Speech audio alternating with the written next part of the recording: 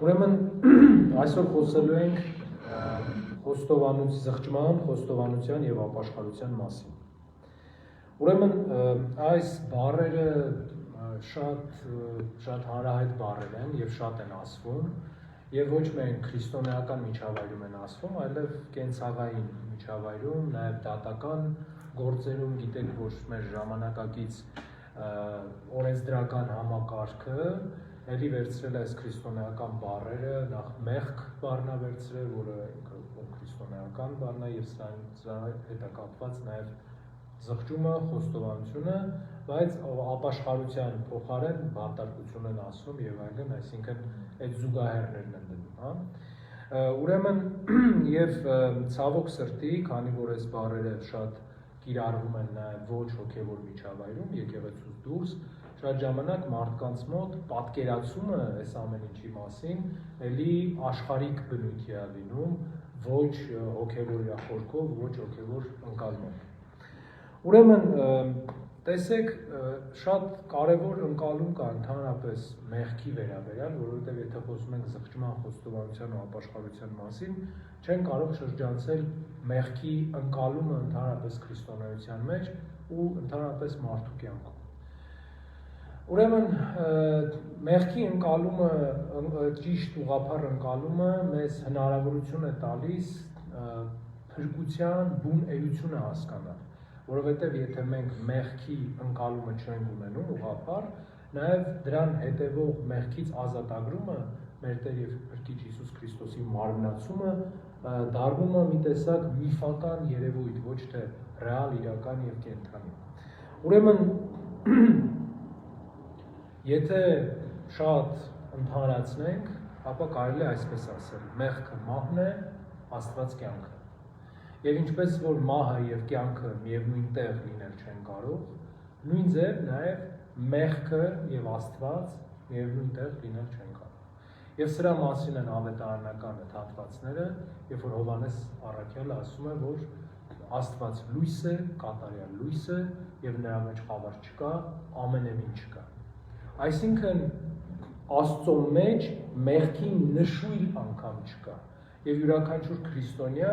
ըստ էության քրիստոնյա լինել, Քրիստոսի նման լինել, նշանակում է Աստծո մեջ լինել, ամբողջովին Աստծո մեջ լինել եւ մեղքի մեջ չլինել։ Բայց ինչն է հետաքրքիր, որ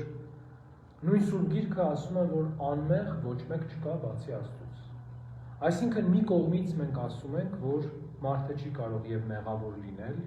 եւ Աստծունը լինել, մյուս կողմից էլ ասում ենք, որ մարդը ի սկզբանե գրեթե հնարավորություն չունի անմեղ լինելու։ Այսինքն մարդը մեղանչական է,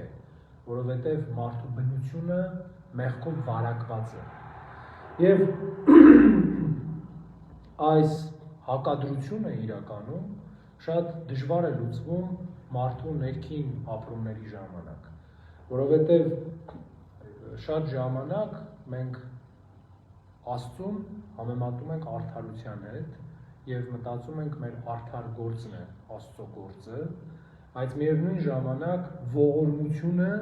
ինքը ենթադրում է արդարության զանց առնում, հա, որովհետեւ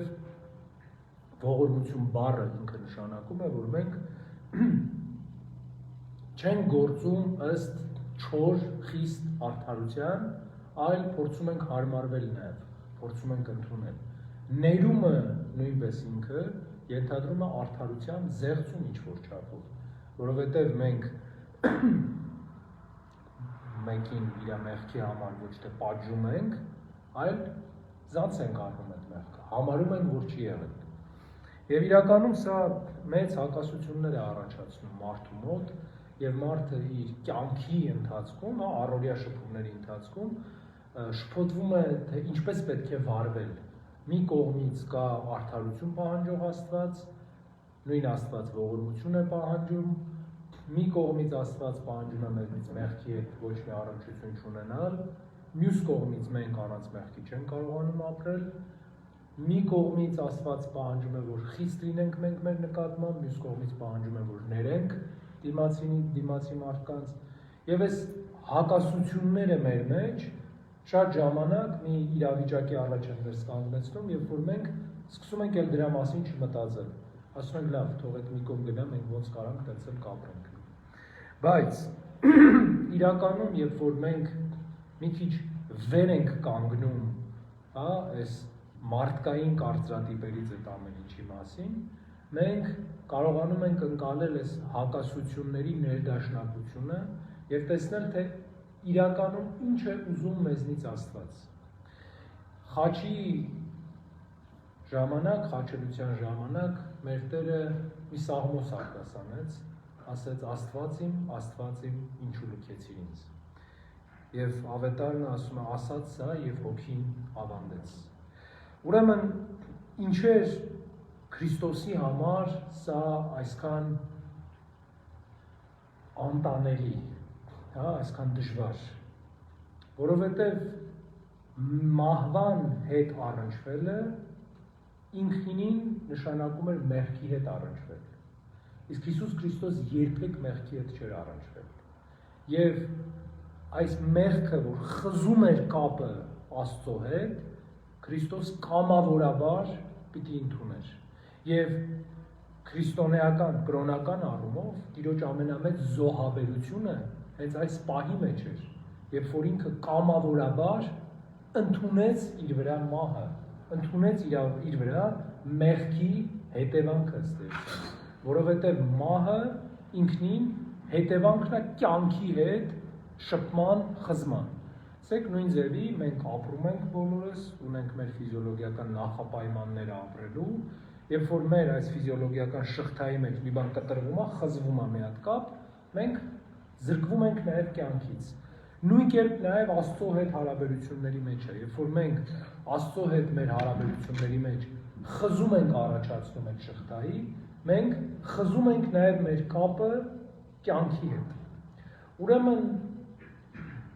մեր Տեր Հիսուս Քրիստոսի խաչելությունը նախ եւ առաջ նրա համար էր, որ մարդը հնարավորություն ունենա ապրելու։ Եվ տեսեք, շատ բիբլիստներ, աստվածաշնչագետներ իրավացիորեն նկատում են, որ 5 տակարանում անդրշիրիմյան կյանքի մասին ոչ մի հիշատակություն չկա։ Հա, կա Շեոլը, որ փոս է նշանակում թարգմանաբար, եւ Հոբի գրքում եւ Հնգամատյանում այդ տպավորությունը կա, թե բացահայտ դրա մասին չի խոսվում, բայց հստակ տպավորությունը կա, հիմքով, որ մարդը մահանալուց հետո ուղղակի գերեզմանում է լինում։ Եվ մեր ժամանակակից որոշ կրոնական ուղղություններ, օրինակ Եհովայի վարդերը, մորմոնները եւ այլն, այսինքն այդ ադվենտիստ ուղղությունները, քրիստոնեական, իրանք նույն այդ միտքը ունեն, որ կա գերեզման ու վերջ, հա, այսինքն գերեզմանից հետո մարդու մարմնական կյանքով սահմանափակվում է մարդու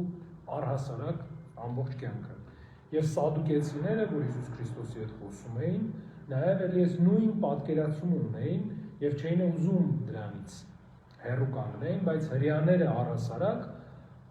մարդուն մարմնից դուրս չէին պատկերացնում։ Մարդ ասածը ամբողջովին ամփոփված էր մարմնի մեջ, բայց ինչ հետաքրքիր բան կա, սա հարցերից մեկն է մարդաբանության, որին քրիստոնեական աստվածաբանությունը դեռևս ամբողջությամբ չի կարողացել պատասխանել։ Յուրաքանչյուր մարդ իր մարմնով, եթե մենք շատ ընդհանրացնենք, բակտերիաների, սնկերի, մանրէների մի հատ ամբողջություն է, հա? Այսինքն, երբ որ մենք ասում ենք մարդ, երբ որ ամեն մեկս մենք իրար մեկս մեկին տեսնում ենք, մենք իրականում տեսնում ենք դա, տեսնում ենք մեռած մաշկ, տեսնում ենք սնկեր, բակտերիաներ, այդ ամբողջությունը, որոնք պահում են մեր կյանքը։ Եվ հիմա խնդիր կա, երբ որ մարդը հարություն պիտի առնի, եւ նույն մարմնով պիտի հարություն առնի։ Հարություն են առնելու նաեւ բակտերիաներն ու սնկերը մարդու մեջ։ Մարդու մարմինը նույնն է լինելու, թե չէ։ Եվ ի՞նչն է այստեղ խնդիրը։ Տեսեք, որ երբ որ մենք խոսում ենք մեղքի ժառանգության մասին, մենք հասկանում ենք, որ մեղքի շղթայի վերջը կարելի է դնել միայն մի կերպ՝ մահով։ Եվ դրա համար Սուրբ Գիրքը ասում է, մեղքի հատուցումը մահն է։ Այսինքն, եթե մարդը չմեռնի, մեղքը մնալու է իր մեջ։ Եվ այն շղթան մեղքով վարակված աշխարհի, որ մենք կրում ենք մեր մեջ, կարող է միայն դադարել մի պարագայում, մահվան։ Դի մահ լինի,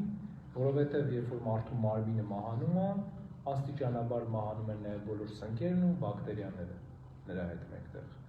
Մեռնելով մարդը նաև վերջ է տալիս այդ ամեն ինչին։ Մեռած մարդը այլևս մեղք չի գործում, հա? Կտրվում է այդ շղթան։ Բայց ինչ մի հետաքրքիր բան կա։ Մենք բոլորս մի կյանք ունենք, մի անգամ ենք ապրում, բայց բազում մեղքեր ունենք։ Ուրեմն ամեն մեղքից հետո մենք եթե մեռնենք, էլ հնարավորություն չենք ունենա ուրիշ մեղք գործելու։ Եվ ուրեմն քրիստոնեական ընկալումը ապաշխարության մեռնելու պատրաստ լինելու ընկալումը։ Ապաշխարությունը ոչ թե ուղղակի բառեր են, հա, որ վայ ես շատ վատ բան եմ արել, ոչ թե սա է կամ կանգնել ասել ես ապաշխարում եմ, այլ ապաշխարությունը մեղքի համար մեռնելու եւ առանց մեղքի նորից ծնվելու ու նորից շարունակելու ապրել այս կարևոր ընկալումն է մարդու մեջ։ Բայց ինչն է այստեղ խնդիրը։ Տեսեք, ինչպես որ մարդու կենսաբանական մարմինը պահում են բակտերիաները, սնկերը եւ այլն, այդ կենսաբանական process-ները, եւ մարդը ըստ էության դրանցից հրաժարվելով նույնպես էլ իր մարմինը չի կարողանալու ապրել։ Մենք էլ մեր կյանքի ընթացքում, մեր կենցաղում այնքան ենք սովորել մեղքին,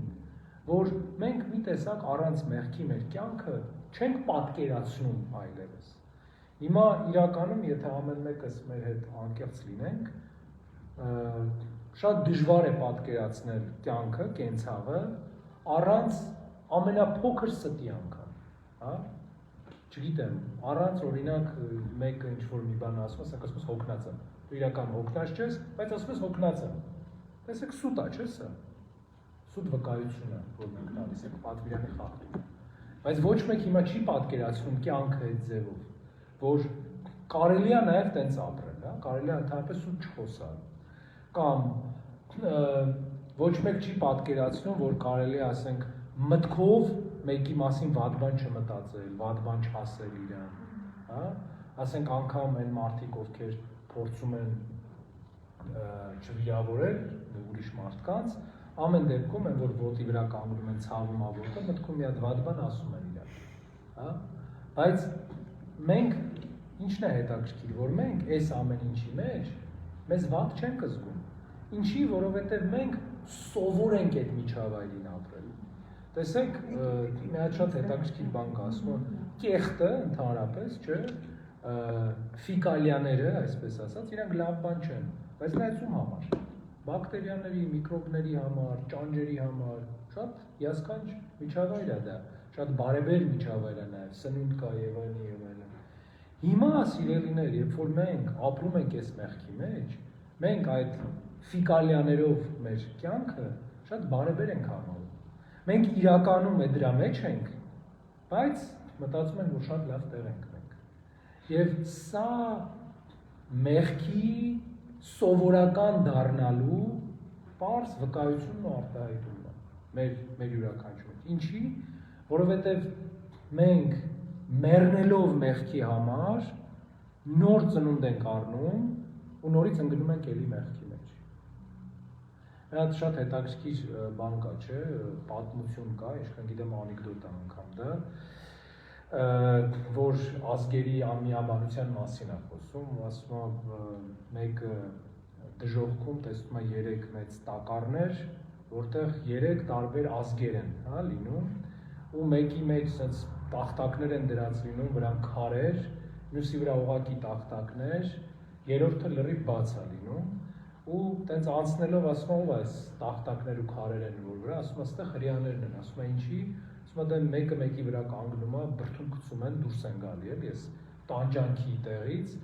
երկրորդը ասում է ովքեր են, ասում է սա եվրոպացիներն են, սկզբում շարում են, բայց հետո վերջում ընտրություններ են անում, քանդվում է ամեն ինչը, ասում ես երրորդ ով ասում, սա հայերն են։ Ասում եմ, ես ոնց ասած բաց ու ոչ մեկ չէ, ասում այս մեկ ուզում այլի մյուսը տակից ոտից քաշում է անպայման։ Ու հիմա իրականում տեսեք ինչն է հետաքրքիր, որ այս մեղքի ընկալումը, մեղքով ապրելու ընկալումը նաև մեր եկեղեցու անդամների համար է սովորական դառնում, հա?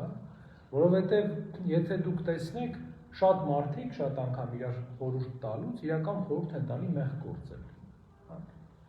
Ոչ գիտակցված, որ դա մեղք է, հենց ամենամեծ խնդիրը ու ամենամեծ ցավը հենց նրա մեջ է, որ մենք խոսում ենք մեղքի մասին, խորհուրդ ենք տալի մեղք գործել, բայց չենք գիտակցում, որ այդ մեղք է։ Հա, եթե մենք տենց ընդհանուր տեսական առումով մեզնից հեռու պատկերացնում ենք, բայց կենցաղային առումով հենց այս պահին մենք այնքան հաշտ ենք այդ մեղքի հետ ապրելու գիտակցության հետ, այդ ապրման հետ, այդ ամեն ինչի հետ, որ մեր համար տենց շատ սովորական է այդ ամեն ինչը ու մենք չենք էլ մտածում, որ Աստծո հետ մեր խոսակցության ժամանակ մենք պիտի Տիրոջը ասենք ների մեզ։ Ների մեզ օրինակ նրա համար, որ իմ ընկերը զանգեց ինձ ասեց մի հատ քեզ բան ուղարկեմ նայի, ես ասեցի հոգնած եմ, չեմ կարող էլի իմանալ, բայց իրական ես հոգնած չէի, ասենք, օրինակ եմ ասում, հա։ Կամ որ ես ուղղակի քնած էի, անջատեցին ու ասեցի ինքան զբաղված եմ, բան եւ այլն։ Իսկ այս կենցաղային բաներն եմ ես ասում, հա, որ ամեն մեկի կյանքում այս կամ այն չափով լինում են, բայց ինչն է վատ, որ դա այնքան սովորական է դառնում, այնքան անընդհատ է դառնում մեր կյանքում, որ մենք սկսում ենք այդ ամեն ինչը չնկատել։ Ուրեմն զղջումը, սիրելիներս, այն հայացքն է, որ մենք պիտի սենց կողքը անենք, հասկանալու համար, որ մենք ֆիկալիաների մեջ ենք, հասկանալու համար, որ մենք ապրում ենք մի աշխարհում, որտեղ այնքան է մեղքի ու առաքինության սահմանը խախտված, որ մենք չգիտենք որն է մեղք, որն է առաքինություն։ Չէ՞ որ մենք հիմա լավն ենք համարում այն մարդուն, ով որ լավն է երևում, հա? Տեսեք, մենք ապրում ենք մի աշխարհում, որտեղ ձևը ըստ էության հաղթել է բովանդակությանը, որտեղ իրականությունը կապ չունի, այլ կապ ունի, թե ոնց է ներկայացնում այդ իրականությունը։ Ու ոչ մեկին չի հետաքրքրում արդեն, թե իրականում ինչ է եղել։ Բոլորը խոսում են նրա մասին, թե ոնց ներկայացվեց այս ամեն ինչը։ Եվ այդ ճշմարտությունը, առաքինությունը, այս ձևապաշտության, այս ամեն ինչի մեջ կորում է ընդհանրապես։ Ուրեմն քրիստոնյայի ամենակարևոր քայլը անելու, դեպի ապաշխարություն գնալու նախ եւ առաջ այդ ընկալումն է։ Գիտես, որ ես ապրում եմ մի աշխարհում, որտեղ ես անընդհատ ստում եմ, որտեղ ես անազնիվ եմ ինքս իմ նկատմամբ, որտեղ ես իմ կողքը ձևավորել եմ մի աշխարհ, որը ինձ համար հարմար է ապրելու համար, բայց ստեղ Աստծո կամքը չկա։ Զղջումը նախ եւ առաջ դա է։ Որն է խոստովանությունը։ Ուրեմն ես չեմ խոսում, հա, պրակտիկ ինչ-որ բան ասելու մասին, բայց երբ է մարդը գնում խոստովանության, երբ որ ինքը նախ եւ առաջ գիտակցել ու ընդունել այդ հիվանդությունը եւ փորձում է օգնություն գտնել խոսելով իր հիվանդության մասին, թե ինչպես կարելի է բուժել այդ հիվանդությունը։ Եվ ուրեմն մի հետաքրքիր բան կա, հիմա ես շատ ոչ պոպուլյար բան կասեմ, եւ միգուցե իմ հոգեվոր եղբայրները ինձ լսելուց այդքան էլ մեծ համաձայն չլինեն, բայց խոստովանել ամեն հոգեվորականի պետք չի, ու պետք չի պատահական մարդուն, օրինակ շատ ժամանակ մեր եկեղեցի էլ գալիս են մարդիկ, ասենք ասում են, ես ոչ իրանց ճանաչում եմ, ոչ իրանք են ինձ ճանաչում, դեռ կարող կլինի ձեզ խոստովանել։ Նայեք, յուրաքանչյուր արարողություն, յուրաքանչյուր ծես, մկրտություն, պսակ, ուղարկավորություն, յուրաքանչյուր, ինչ ուզում եք, կարելի է յուրաքանչյուր հոգեվորականի ձեռամբ դա լինի, որտեղ այդ խողովակ է ընդամենը։ Բայց խոստովանությունը ինքը կոնկրետ մարդու հոգու հետ աշխատելու խնդիր է։ Եվ մարդը, եթե ձեր հոգին չի ճանաչում, ինքը ձեր խոստովանությունը չի կարող լսի։ Նույն ձևի ոնց որ պատկերացրեք օրինակ գնաք հիվանդանոց, տենց տեսնեք մի հատ բժիշկ տենց վիրահատարան ավազելով գնում, ասեք հələ մի րոպե բժիշկ կանգնի, ինձ սիրտը ստենդավորի նոր գնա։ Ոչ մեկ տենց չի անի, չէ՞։ Մենք մի բանից առաջ ճանաչում ենք այդ բժիշկին, տեսնում ենք ինքը կարծիքներ ենք հավաքում, շփվում ենք հետը, խոսում ենք, նոր գնում ենք իրան վստահելու մեր կյանքը։ Նույն ձև նաև խոստովանությունը։ Խոստովանության համար պետք է ճանաչել հոգևորականին, եւ հոգևորականն ձեզ պիտի ճանաչի։ Եվ ընդհանրապես շատ ճիշտ է, երբ որ մարդը մի մարդու մոտ է խոստովանվում հիմնականում, հա, որովհետեւ այս մարդը կարողանա նաև այդ շղթան պահել ու տեսնել զարգացումը, թե ինչ զարգացում է ապրել այս մարդը, ոնց է ինքը բուժել այդ ամեն ինչը։ Եվ երկրորդը, ուրեմն սա, եթե ընդհանուրը, հա, ձևակերպենք, զղջումը եւ խոստովանությունը մեղքի համար մեռնելու մեր նախապատրաստությունն է։ Գիտեք, որ մեր երկրում էլ, մեր ժողովրդի մեջ էլ շատ տարածված է եղել, երբ որ ազատագրական պայքարների ժամանակ մեր զինվորները սավանները իրանց վրա, մահվան սավանները իրանց վրա գնում էին կռվելու, որպեսզի եւ առաջին հանրապետության ժամանակ նաև հոգևորականների գունդը, որ ստեղծվել էր, իրանք մահապարտների գունդ էին ըստ էության, որ հենց իրանք սավաններով էին կռվում, որտեղ որ իրանք մահանան, ընդեղ էլ հենց այդ սավաններով պահեն գնան, բան չանեն։ Առաջին անգամ դա